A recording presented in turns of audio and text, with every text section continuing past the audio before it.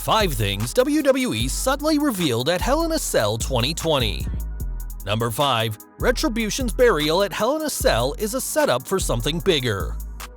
Last night's Hell in a Cell pay-per-view saw plenty of winners and losers, but we don't think anyone left the Thunderdome looking worse than Retribution.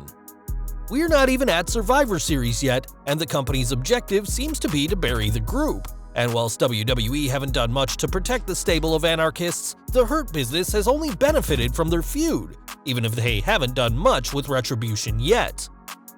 Whilst Mustafa Ali being revealed as the group's leader was interesting, the group hasn't been made to look good. And the fact that Bobby Lashley easily dispatched of Slapjack at Hell in a Cell, an impromptu match Lashley hadn't even prepped for, only does further damage to Retribution's credibility. Even after the impromptu co-main event, the supposedly exhausted Lashley was able to take out the rest of Retribution in another example of the group looking weak and the US champion looking great. Mustafa Ali was also chased off, and whilst his Twitter promos may be of no use now that WWE are seemingly burying the group, we hope this is leading to something bigger for the group. As US champion, Lashley hasn't had much adversity when it comes to challengers, and having a member of Retribution win the title, maybe even Ali himself, would definitely help the group. At this stage, Retribution desperately needs something to go their way in order to save whatever cred they have left, and this may be the United States title. Number 4. The end of an era. After 380 days as SmackDown Women's Champion, proving herself to be one of the greatest female superstars in modern history, Bayley's time as the top star of the Blue brand is no longer.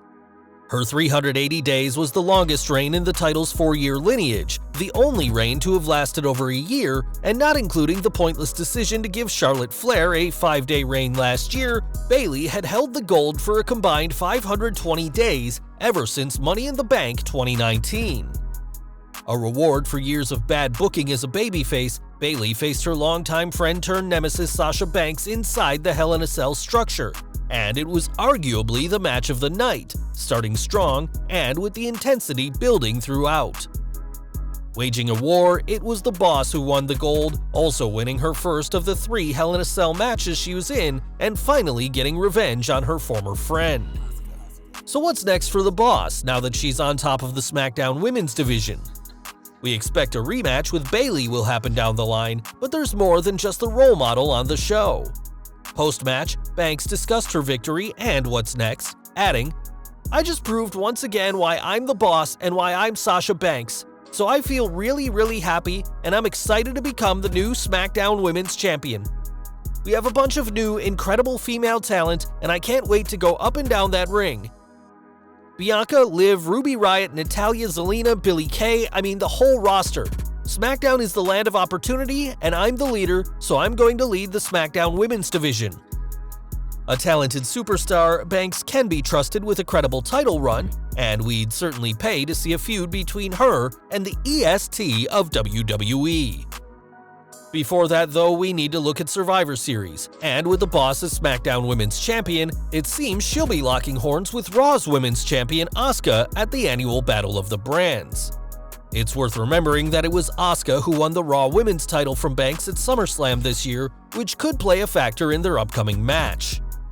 Their meeting in the coming weeks and much anticipated altercations will certainly entertain the WWE Universe, and after years of playing second fiddle to others, Banks deserves to lead the SmackDown Women's division in the last big WWE pay-per-view of the year.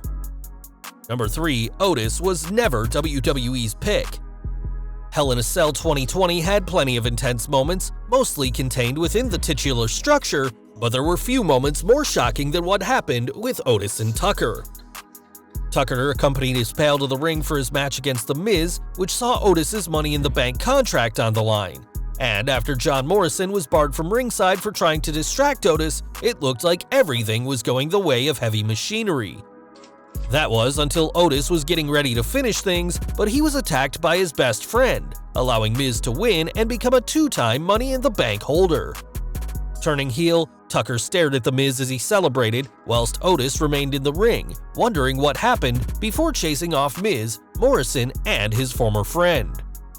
This does lead to a lot of questions, as since Otis and Tucker are on different brands, we're wondering how WWE will pull their feud off, though it may be factored into next month's Survivor Series. The Miz winning the briefcase, though, only confirms the rumors that WWE was looking to get the contract off of Otis, and whilst it's not guaranteed that Miz will be the WWE Champion, this move could have been done to protect Otis, who would have likely lost to Universal Champion Roman Reigns had he cashed in. It wasn't too long after Otis won the briefcase that it was clear that he was going nowhere with it, whilst The Miz now being the contract holder does mean he could have one more final run as world champion a decade after his last. Whilst The Miz won, it's obvious that he only won thanks to Tucker's interference, which does mean that Otis doesn't lose credibility, as fans know he would have dispatched of the A-lister had he not been betrayed. With Roman Reigns being on the roll of his career as Tribal Chief, it's good that we won't see the Universal Champion looking over his shoulder in fear of Otis cashing it. One thing the company made clear is that if they did have plans for Otis to cash in, then those plans went up in smoke almost immediately after he won the contract, and now we'll have to see what he has in store for Tucker now that the two are enemies. Number 2, Roman Reigns is the true head of the table. Opening the show, the Hell in a Cell I Quit match between Roman Reigns and Jey Uso was every bit as painful to watch as their first encounter at Clash of Champions. Much like their first collision, the rematch was mostly a one-sided beatdown, which grew more brutal as time went on, and once again, the storytelling was top-notch. Refusing to quit despite being barely able to defend himself, the referee kept pressing Jey and threatened to call for the bell himself, something that Reigns refused to let him do. Even Adam Pearce interjected into the match, but it wasn't until Jimmy Uso, still nursing an injury, appeared that things got into high gear. Embracing his cousin, Jimmy told Roman that whatever they're going through, they could go through it together, and whilst the Tribal Chief gave a masterclass performance in emotion, he ultimately locked his injured cousin in a guillotine. This was what ultimately caused Jey to utter those two infamous words, and as Reigns left the cell and walked up the ramp, Paul Heyman's face told the entire story. Fans are used to seeing Heyman be a figure of confidence and bravado, especially when he has Brock Lesnar by his side, but Heyman is clearly in a very different relationship with Roman, as it seems the special counsel fears Reigns more than he does Brock. With the Uso-Reigns feud seemingly over, we are not sure who is daring enough to challenge the Universal Champion next, though we appreciate how WWE are using the pay-per-views to highlight Reigns' new attitude and his new level of brutality. Post-match, Reigns was confronted by the Wild Samoans Afa and Sika, the latter of whom is Reigns' father, and the team presented him with a garland, signifying he truly is head of the table. Later tweeting that he was doing this for everyone in his family, Reigns has been absolutely unstoppable since his SummerSlam return, with capturing the Universal title just 1 week after his return at Payback in a triple threat between himself, Braun Strowman, and then champion The Fiend, being just an example of his dominance. Though it's not clear as to whether his rivalry against Jey Uso is finished after Hell in a Cell, it certainly looks that way, as per the consequences announced. The Usos are now kicked out of the Anoa'i family unless Roman Reigns gives them another chance. With the recent WWE draft, there's plenty of contenders waiting for a shot at the Universal Champion, including Seth Rollins, Kevin Owens, Daniel Bryan, and the now solo Big E, though time will tell who will risk it all by challenging the Tribal Chief and his newfound sense of brutality. Number 1, Randy Orton's WWE Championship win was inevitable. With Drew McIntyre vs. Randy Orton taking place for a third time on pay-per-view, fans expected their Hell in a Cell contest to be a snooze fest, though thankfully they were proven wrong. Sure, the match took a lot of time to get underway and get that pace, but once it did, it proved to be one of the best performances from both men, which culminated in the Viper winning his 14th World Championship. Now tying Triple H for world title reigns and only being second to John Cena and Ric Flair's 16, this win was historic for Orton, though it's a shame we never saw McIntyre with the gold in front of a live crowd, especially given how popular he was earlier this year before the global situation caused WWE to ditch live audiences. Orton's win was frankly inevitable as he lost to Drew at SummerSlam and Clash of Champions, and even the Viper, one of WWE's top stars, was getting hurt by these consistent losses. Also, McIntyre losing the title now means that he can chase the gold once again and win the title back when fans are packing the arena seats once again.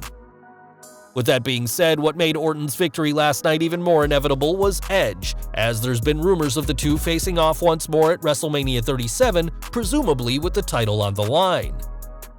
Of course, that all hinges on Edge being fully recovered in time for WrestleMania, and now The Miz has tweeted about the title change, teasing that he could cash in his newly won Money in the Bank contract on the Apex Predator relatively soon.